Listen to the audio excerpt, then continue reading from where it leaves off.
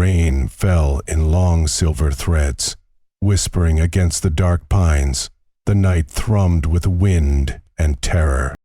A young Diné woman ran through it, breath knife sharp, bare feet torn and bleeding on the stones. Behind her, close, relentless, came the drum of hooves in mud and the voices of her own people twisted into hunters' cries. She pressed a palm to her chest, trying to still the war drum of her heart.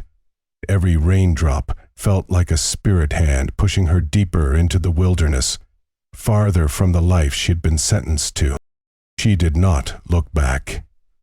To look back was to see again the firelit council circle, the elders' faces carved from stone, the decree that she would be given to a warrior she did not love. She remembered his eyes, flat, possessive, as if she were pemmican won on a raid. She had not wept when they knotted the wedding beads around her wrists. She had only waited until the drums faded, the guards drowsed, and the night folded her into its black wing. Now she ran, not toward freedom, but toward oblivion, anywhere beyond their reach. Hours bled away. Cold sank into her bones. Her breath became a ghost. When her legs finally betrayed her, she crumpled into the mud, heavier than any rawhide rope. And she saw it, a faint glow, shivering through the curtain of rain. A lone cabin, small and stubborn, the only heartbeat in this forsaken stretch of canyon country. Hope is a brittle thing, but it was enough. She dragged herself upright and staggered to the door. Wood smoke and pine pitch slipped through the cracks. Her knuckles hovered, trembling. A woman alone, banished by her own blood, had no claim on kindness. Yet the storm at her back roared like a mountain lion, and pride would not keep frostbite from her fingers. She knocked, soft, then harder. The door opened with a low groan. A man stood there, lantern raised. The light licked across a weathered face, maybe 30 winters, maybe more, stubble silvered with rain, eyes the color of wet clay. He wore the quiet of someone who had listened too long to coyotes and wind. Simple wool shirt, boots crusted with red mud, silence, deep as a canyon. She dropped her gaze. "Can I stay until they're gone?" Rain hissed between them. Without a word, he stepped aside. She crossed the threshold, dripping, shivering, leaving dark prints on the puncheon floor. The door shut like the closing of a hand over a wound. The room was warm, spare. One chair, a table scarred by knives, a Henry rifle leaning in the corner like an old friend. She stood near the hearth. Firelight bronzed her skin and turned the long black braid against her back into a rope of night. He poured coffee into a tin cup, set it in front of her, and returned to his post by the door. She drank in small, careful sips, warmth spreading through her like sunrise over sandstone. He watched without questions, not judgment, only the steady curiosity of a man who had forgotten how to speak to another human. When he finally spoke, his voice was low, gravel rubbed smooth by years of disuse. "You're running from men who think they own me." He nodded once, as if that settled every debt between them. They did not trade names. Outside, wind rattled the shutters like bones in a medicine pouch. She noticed the scars across his knuckles, old, white, deliberate. A man who had killed and carried it. He noticed the tremor in her fingers, the steel in her spine, despite the exhaustion.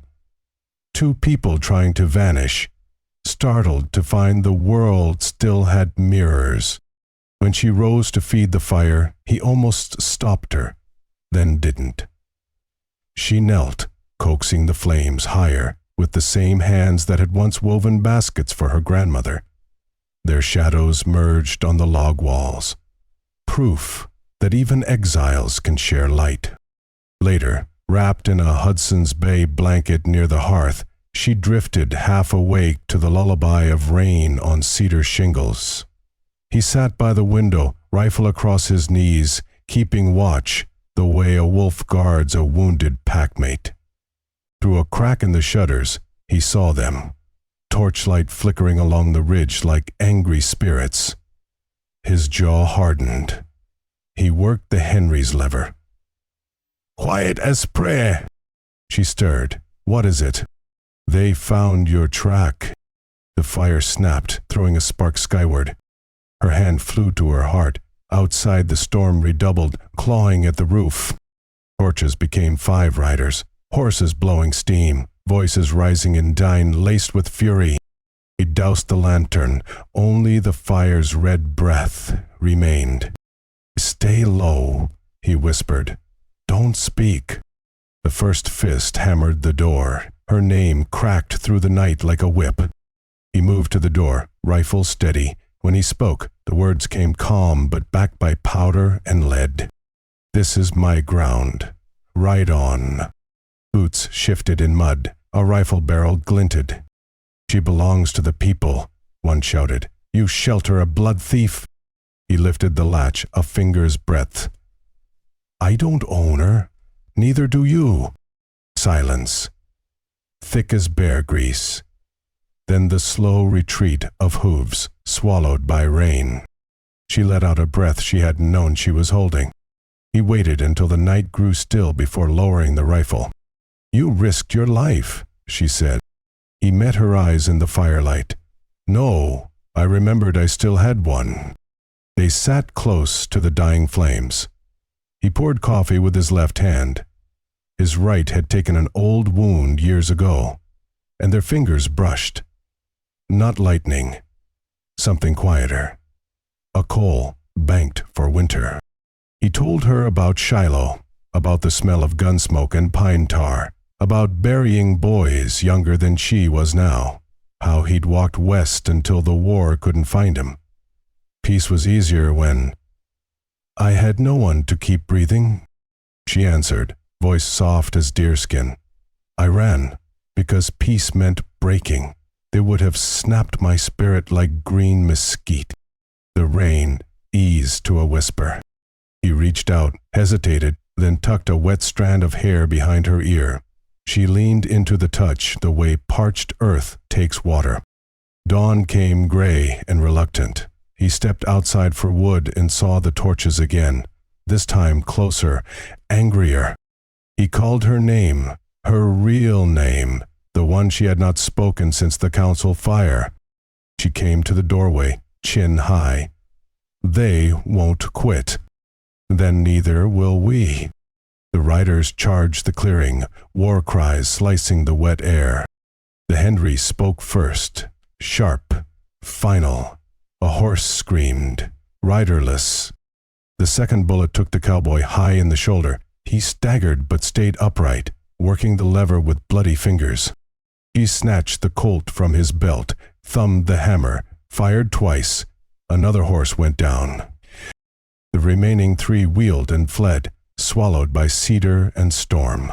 She dropped beside him as he slid down the wall, blood pulsing dark through wool. "You damned fool," she whispered, tearing a strip from her skirt, pressing it hard against the wound. Tears mixed with rain on his beard. "You wouldn't have lasted the night alone," he rasped.